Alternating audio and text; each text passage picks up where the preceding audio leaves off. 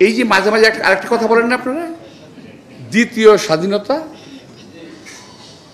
এই যে দ্বিতীয় স্বাধীনতা, ভাই এই কথাটা আবিষ্কার করলো কে? আবিষ্কারক কে? কে বা কোন গোষ্ঠী? কেন? কিসের দ্বিতীয় স্বাধীনতা? আমরা স্বৈর শাসন মুক্ত হয়েছি, ফ্যাসিস্ট মুক্ত হয়েছি। এখন দ্বিতীয় স্বাধীনতা বলে কি করতে চান আপনারা? আমরা যদি ব্যাখ্যা করি এটাকে, এটা কিন্তু ব্যাখ্যা আছে। এই ব্যাখ্যা আমি এটা করতে চাই যে আপনারা স্বাধীনতার ঘোষণা জিয়া রহমানকে বাতিল করতে চান, আপনারা মুক্তিযুদ্ধকে অস্বীকার করতে চান দ্বিতীয় মুক্তিযুদ্ধ বলে, দেশের স্বাধীনতাকে অস্বীকার করতে চান দ্বিতীয় স্বাধীনতা বলে। এটা হলো ব্যাখ্যা, আমার ব্যাখ্যা। আপনাদের ব্যাখ্যা কিসের আপনি জানাবেন দয়া করে। এই দেশের স্বাধীনতা কোনো বাসায় বসে কিংবা কোনো অ্যাম্বাসির সঙ্গে কথা বলে স্বাধীনতার ঘোষণা হয় নাই। এই দেশের স্বাধীনতা শহীদ রাষ্ট্রপতি জিয়া রহমান অবলীলায় খুব সহজে বলে দিয়েছিলেন, উই রিভোল্ট, কারণ স্বাধীনতার প্রয়োজন ছিল। আমাদের কিছু স্নেহাস্পদ ছেলেপেলে আছে এই সরকারের আশেপাশে, সরকারের সঙ্গে। আমরা ওদেরকে শুধু একটু বলতে চাই যে বাবা, তোমরা যাই করতেছো একটা কথা মনে রাখো, বাবার আগে যদি ছেলে হাঁটে তাহলে কিন্তু ওই দেশ এবং ওই জাতি কিন্তু শেষ। এই কথাটা এরকম মনে রাখতে হবে। বাবাকে আগে হাঁটতে দাও, পরে তোমরা হাঁটো। বাবার কাছ থেকে শেখো কিভাবে হাঁটতে হয়, কোন রাস্তায় যেতে হয়, কিভাবে কথা বলতে হয়, শিখে নাও।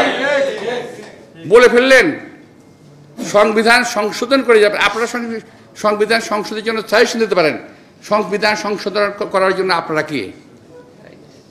এই দেশের সংবিধান হয়েছিল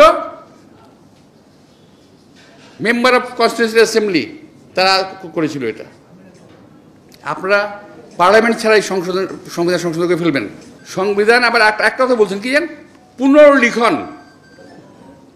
আরে ভাই, যদি পুনর্লিখন করতে হয়, আমরা যারা দেশ স্বাধীন করেছি, আমরা যারা দেশের স্টেক হোল্ডার, আমাদের সাথে কথা বলে করতে হবে।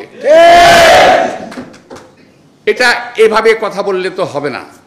যারা স্বাধীনতা দেখেন নাই, যারা স্বাধীনতা যুদ্ধ করেন নাই, যাদের তখন বয়স হয় না, সেই জন্য অন্য জিনিস। কিন্তু যাদের বয়স ছিল, আমি বারবার রিপিট করছি, আমি যাদের স্বাধীনতা যুদ্ধের বয়স ছিল তারা স্বাধীনতা যুদ্ধে যান নাই। এখন আপনাদের কোনো কথা বলার অধিকার নাই। আপনারা একটু কম কথা বলেন, কথা বলার সময় মাথায় রাখবেন যে আমরা তো স্বাধীনতা যুদ্ধ করি নাই। আপনারা আসছেন নির্বাচন করার জন্য, এখন বলছেন সংস্কার করবেন, করেন। কী কী করবেন তাও বলেন, আমি আগে বলেছি কী কী করবেন তাও বলেন। একেবারেই অন্ধকারের জাতিকে অন্ধকারের মধ্যে রেখে আপনি যা কিছু তাই করবেন, যা কিছু তাই বলবেন, এটা তো আমরা মেনে নিতে পারবো না। হাতির একটা বিষয় আছে, হাতি যদি তার শত্রুকে ঘায়াল করতে চায়, সে যদি কোনো গাছে ওঠে, তখন হাতি কী করে জানেন? গাছে উঠতে পারে না হাতি। তখন কী করে?